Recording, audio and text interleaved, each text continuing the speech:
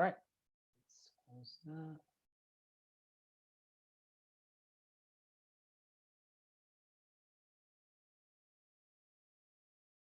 All right. Hello, everybody. So my name is Kobe, and I'm gonna teach you guys how to play Dai. So what is Dai? Dai is a card playing game at the casino, and in America we call it Big Deuce. So basically, you can have like a maximum of 4 players, and the game is similar to poker. So I'm gonna show you how to play it. So each player have 13 cards, um, and basically the lowest card will be a 3, and the suits also matter. So a 3 diamonds would be the lowest. And the ones with the 3 diamonds would go first. And the cards range from 3 up to 2, and 2 is the maximum. Second maximum would be ace, king, queen, etc. And then what can beat diamonds would be clubs, hearts, and spades. So the spades is the best. So the 2 of spades is big deuce, and 2 of the spades is basically the best card you can get, followed by 2 of hearts and 2 of clubs. So the deuces are the one that you should seek out if you were to luckily get them. So, how do you win this game? Try not to have any cards left over. And some of the rules are, so if I were to put out a single card, the second player can only put out a single card. The third player can only put out a single card, etc., etc. So basically, whatever I put out, you have to put out the same thing. So doubles versus doubles, triples versus triples, or 5 cards you can put down. So straights, flushes, full houses, 4 of a kind, straight flush, royal flush. But here's the thing. So in Dai, so in American Big Deuce, you can only put 1, 2, 3, or 5 cards down at a time. You can't be 4, can't be 6, 7, 8, 9, 10. Maybe in other versions of Dai in different countries, but in America and in China, basically it's 1, 2, 3, or 5 cards down.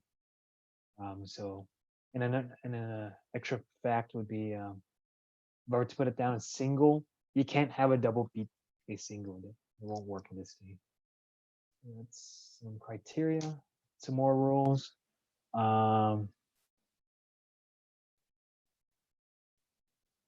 So let's say you can't beat a hand that has been placed down. You can pass your turn, and if you do pass your turn, then you pass your turn. And if all 3 players pass on what you put down, then you have the opportunity to put whatever you want.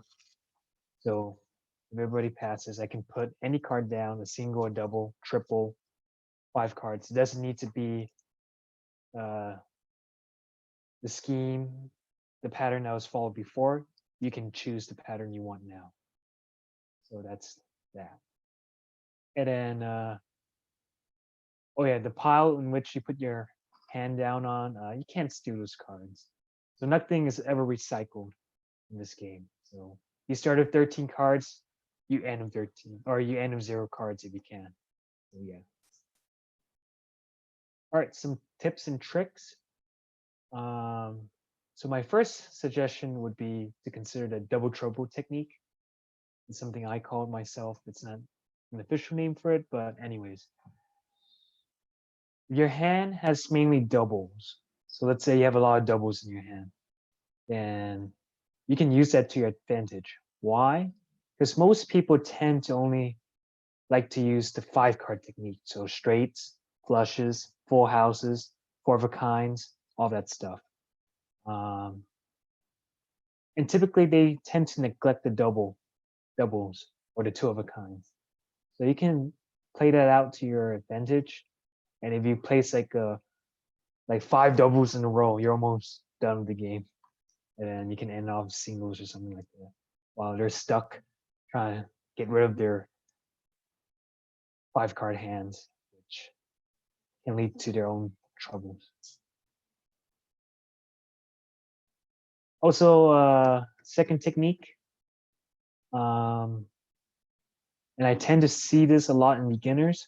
So you should save your deuces unless you need to use it for emergencies or to stop someone from winning the game early or when you're about to win the game early.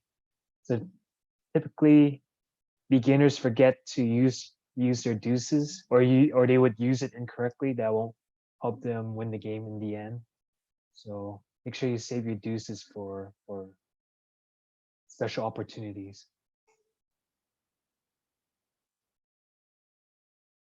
And another tip for beginners, don't hoard all of your low cards. So let's say I have like a single 4 or a single 5. Make sure to get rid of them early on in the game. You don't want to hoard them because when you're left uh, with those cards in your hand, let's say you get rid of all your combination cards, but then you only have a 4 and a 5. You're not going to win that game, or you're very, very unlikely to win that game.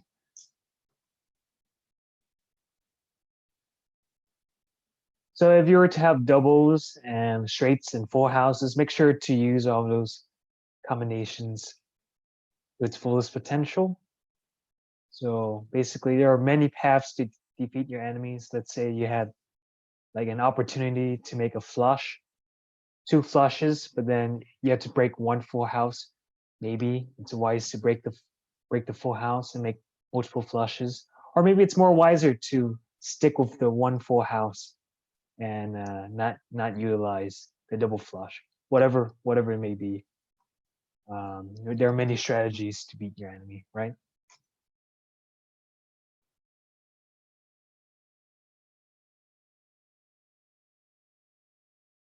Oh, okay. Card counting or card memorizing, whatever you want to call it. So whatever that was placed down on the pile, um, maybe you should pay more attention to what's being placed down so you can remember. Oh, the king and the aces are all used up. So the person who has the queens or the deuces have the most power. So memorizing the hands that go down might be useful. And most importantly, put up your poker face. And thanks. And make sure to start playing the game. It's pretty fun.